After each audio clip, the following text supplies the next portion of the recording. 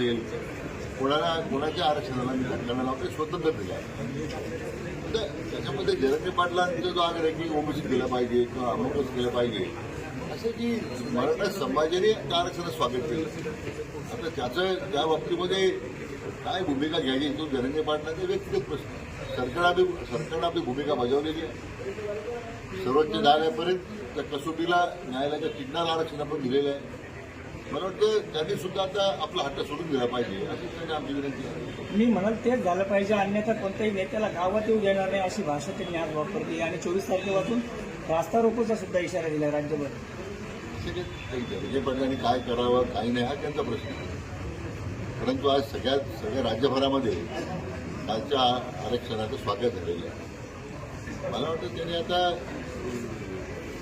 ज्या भूमिकेचं ते स्वतः स्वागत करतात, पण त्यांना ते ओबीसीत पाहिजे ते शक्य नाही आहे. मला वाटतं तो त्यांचा हट्ट सोडून दिला पाहिजे. आणि त्याचा समाज बांधवांकरता त्यांनी सुरू केलं जे आंदोलन होतं आणि ते त्यांनी आपल्या स्वतःबद्दल स्वतः एक निस्वार्थीपणे चळवळ उभी केली होती.